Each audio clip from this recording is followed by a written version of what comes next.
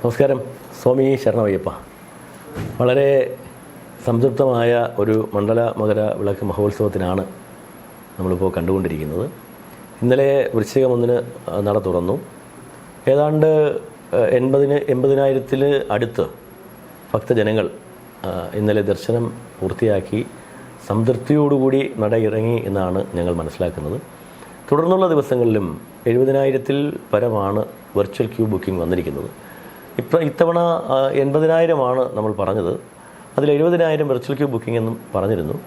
10,000 തത്സമയ ബുക്കിങ്ങും പറഞ്ഞിരുന്നു. എന്തായാലും 3 എൻട്രി പോയിന്റുകളാണ്. 1 പീരുമേട്, 2 എരുമേലി, 3 പമ്പ.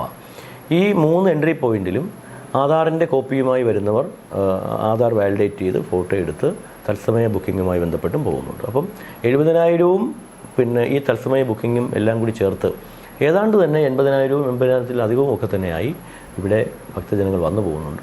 വളരെ സംതൃപ്തിയോടുകൂടി ശാന്തമായ ഒരു അന്തരീക്ഷത്തിലാണ് മണ്ഡല മകരവിളക്ക് മഹോത്സവം നടന്നു പോകുന്നത് എന്ന് കാണുന്നതിൽ തിരുവിതാംകൂർ ദേവസ്വം ബോർഡ് പ്രസിഡന്റ് എന്നുള്ള നിലയിൽ വലിയ സന്തോഷമുണ്ട്. ഇത് ഒരു കൂട്ടായ്മയുടെ വിജയമാണ്.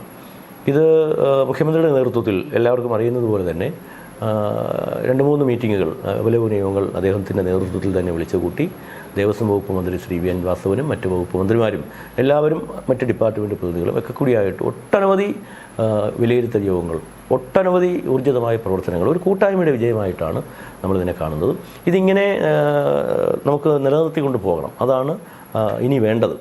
അതിന് വേണ്ടിയിട്ടുള്ള ഡിപ്പാർട്ട്മെൻറ്റുകളുടെ പ്രവർത്തനം, മുഖ്യമന്ത്രിയുടെ നിർദ്ദേശമൊക്കെ നമുക്ക് ഓരോ ദിവസവും നമുക്ക് കിട്ടുന്നുണ്ട്. എല്ലാ സൗകര്യങ്ങളും ഇവിടെ ഒരുക്കിയിട്ടുണ്ട്. പുതുതായി ഒട്ടനവധി സംവിധാനങ്ങൾ കഴിഞ്ഞ പ്രാവശ്യത്തേക്കാൾ വന്നിട്ടുണ്ട്. കഴിഞ്ഞ പ്രാവശ്യം നമ്മൾ കണ്ട ചെറിയ ചെറിയ പിഴവുകൾ പോലും അത് തിരുത്തി മുന്നോട്ട് കൊണ്ടുപോകുക എന്നതായിരുന്നു ഞങ്ങൾ എടുത്ത സമീപനം.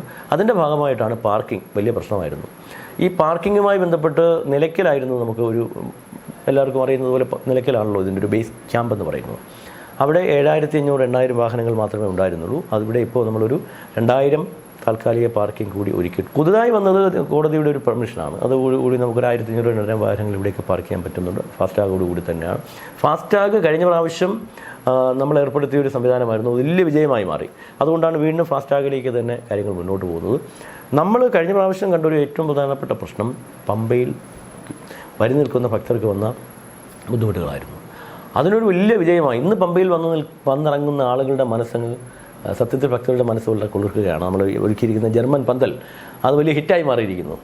അത് ഒരു 22,000 സ്ക്വയർ ഫീറ്റാണത്.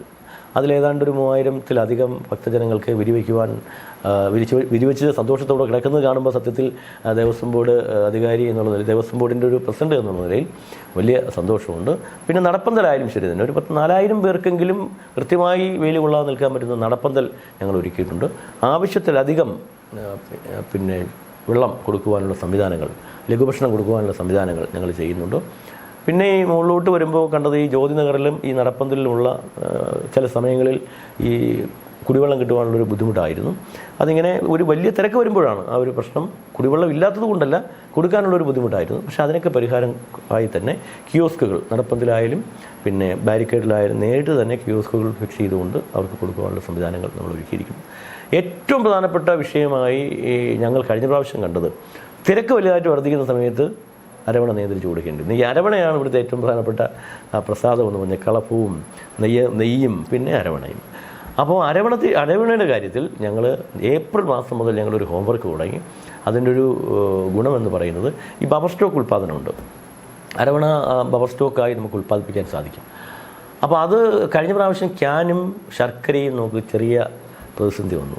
അങ്ങനെയാണത് നമുക്ക് അരവണയുടെ നിയന്ത്രിച്ച് കൊടുക്കേണ്ട ഒരു സ്ഥിതി ഉണ്ടായത്. പക്ഷേ ഇപ്പോൾ അങ്ങനെയല്ല.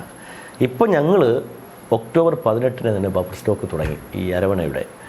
അപ്പോൾ ഇപ്പോൾ വൃശ്ചികം 1 ഇന്നലെ ആയപ്പോൾ 40,129 ടിൻ അരവണ നമുക്ക് ബഫർ സ്റ്റോക്കാക്കി വയ്ക്കാൻ സാധിച്ചു. അതൊരു വലിയ വിജയമാണ്. അത് ഞങ്ങളുടെ ഉദ്യോഗസ്ഥന്മാരുടെ എല്ലാവരുടെയും ഒരു കൂട്ടായ പരിശ്രമത്തിൻ്റെ ഭാഗമായിട്ടാണ്.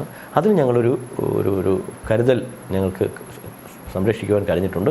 അതുകൊണ്ട് തന്നെ ഇനി ഒരു വേളയിലും അരവണയുടെ കാര്യത്തിൽ പ്രതിസന്ധി ഉണ്ടാകില്ല എന്ന് ഞങ്ങൾ കരുതുന്നു. പിന്നെ അപ്പത്തിൻ്റെ കാര്യത്തിൽ ഞങ്ങൾക്ക് 1,50,000 1,00,000 കവറാണ് ഇവിടെ നമുക്ക് ഉൽപ്പാദിപ്പിക്കാൻ സാധിക്കുന്നത്. അത് അത്രയേ തന്നെ പോവുകയുള്ളൂ.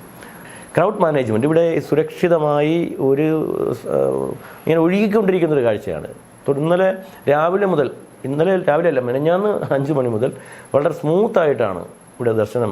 നടപ്പന്തൽ കണ്ടാൽ നമുക്ക് തോന്നുന്നത് ഇവിടേക്ക് ഭക്തജനങ്ങൾ വരുന്നില്ല എന്നാണ്. പക്ഷേ വരാത്തതുകൊണ്ടല്ല, വളരെ സ്മൂത്തായി ദർശനം സാധ്യമായിക്കൊണ്ടിരിക്കുകയാണ്. അതിൻ്റെ പ്രധാനപ്പെട്ട ഒരു കാരണം പോലീസിൻ്റെ ഒരു ഹോംവർക്കും പോലീസിൻ്റെ ഒരു മാനേജ്മെൻറ്റുമാണ്. പോലീസ് മാത്രമല്ല, 20ലധികം ഡിപ്പാർട്ട്മെൻറ്റുകൾ അവർ വളരെ സംയോജിതമായി ഒരുമിച്ച് ഒന്നായി ഒറ്റക്കെട്ടായി നിൽക്കുന്നതിൻ്റെ ഫലമാണ് ഇവിടെ ഒരു സുഖ സമൃദ്ധിയിൽ ഒരു സംതൃപ്തിയോടുകൂടി ഭക്തജനങ്ങൾ മലയിറങ്ങി പോകുന്നത്.